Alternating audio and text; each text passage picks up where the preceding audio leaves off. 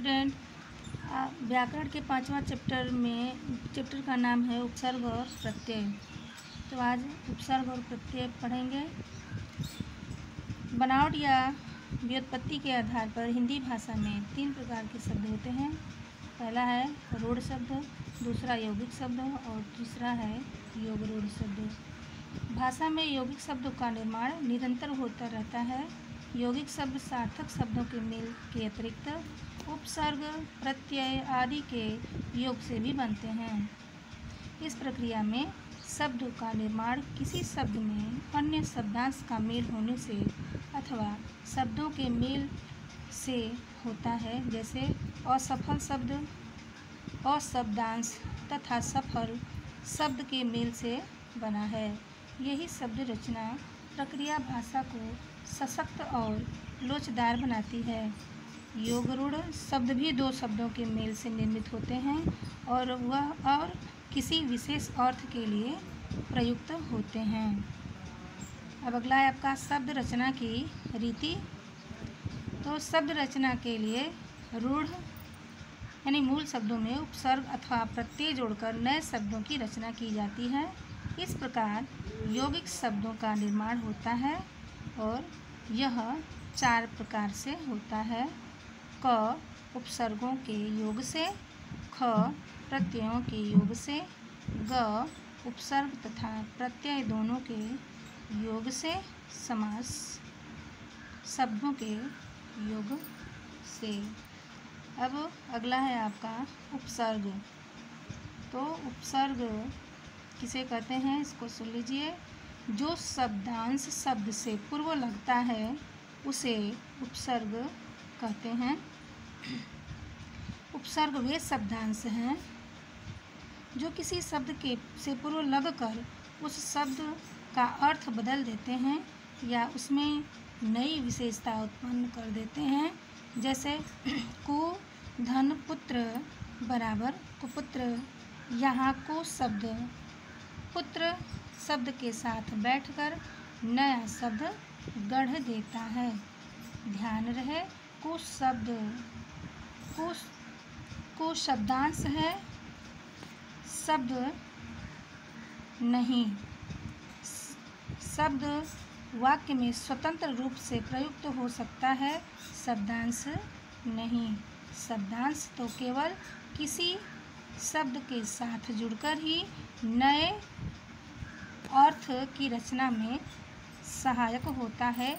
जो शब्दांश शब्द के पूर्व लगता है उसे उपसर्ग कहते हैं। हिंदी भाषा में संस्कृत, हिंदी तथा उर्दू शब्दों की प्रधानता है। इसके लिए इनके उपसर्ग भी भाषा अनुसार भिन्न हैं। शब्द जिस स्रोत का होता है उपसर्ग भी उसी स्रोत भाषा का लगता है। जैसे हिंदी के कुछ उपसर्ग दिए हुए हैं। उपसर्ग है अर्थ है अभाव, निषेध और इससे बने शब्द जो हैं अलग, अटल, अछूत, अथाह इत्यादि। दूसरा है उपसर्ग अध, इसका अर्थ है आधा। इससे निर्मित शब्द है अध लिखा, अध पका, अध जला इत्यादि। तीसरा है उपसर्ग अन, अन का भी अर्थ होता है अभाव, निषेध। तो इससे नए शब्द का निर्माण हुआ है अनजान, अनहोनी, अनकही इत्यादि। अब इसमें एकाधिक उपसर्गों का भी प्रयोग हुआ है।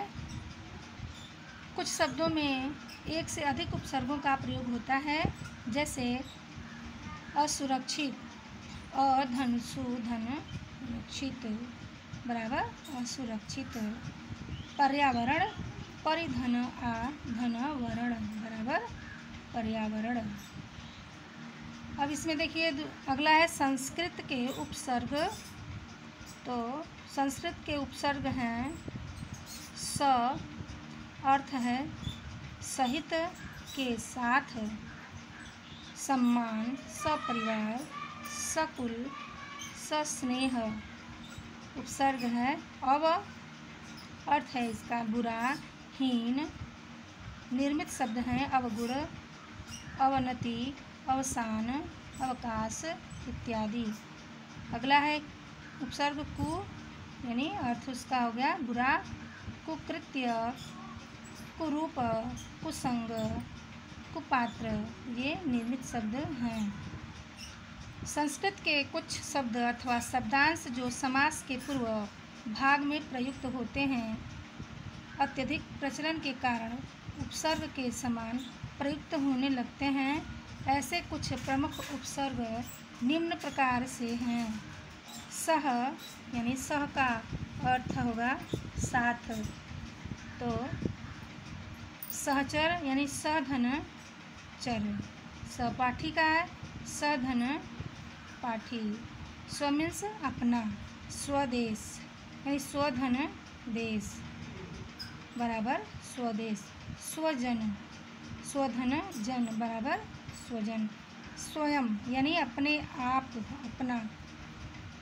स्वयंवर, स्वयं धनवर बराबर स्वयंवर। स्वयं सेवक, स्वयं धन सेवक।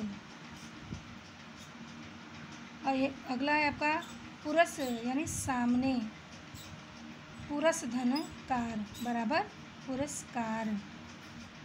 पूरा, पूरा का अर्थ हो गया है पहले, यानी पूरा काल, पूरा धन काल बराबर पूरा काल। पूरा धन तन बराबर पूरा तन। अगला आपका उर्दू फारसी के उपसर्ग हैं। उपसर्ग है बे, इसका अर्थ है बिना, यानी इससे बने हुए शब्द हैं बेगुनाह, बेहोश, बेईमान, बेकार, बेचैन। अब अगला आपका उपसर्ग है बद, इसका अर्थ हो गया बुरा। तो इससे नए शब्द का निर्माण हुआ है बदतमीज, बदमाश, बदनाम, बदसूरत, बदबू इत्यादि। अब अगला है आपका उपसर्ग कम, इसका अर्थ है थोड़ा। इससे नया शब्द बना हुआ है कमबख्त, कमज़ोर, कमसिन, कम खर्च। अब अगला है आपका अंग्रेजी के उपसर्ग। उपसर्ग हैं सब, इसका अर्थ है अधीन अथवा नीचे। इसका जो है निर्मित शब्द सब, जज, सब कमेटी। चीफ, ये उपसर्ग है चीफ, अर्थ है मुख्य, यानी चीफ, इससे नया शब्द का निर्माण हुआ है चीफ मिनिस्टर, चीफ सेक्रेटरी।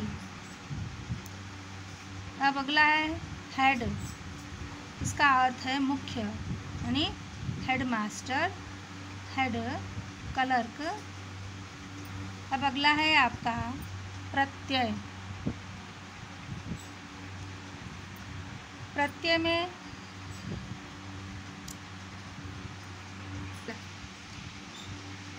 अब आप सुनेंगे प्रत्यय के बारे में। तो प्रत्यय किसे कहते हैं? ऐसे शब्दांश जो शब्द के अंत में जुड़कर नए शब्दों का निर्माण करते हैं उन्हें प्रत्यय कहा जाता है। जैसे ता, त्व, पन, एरा, आलू, आई इत्यादि।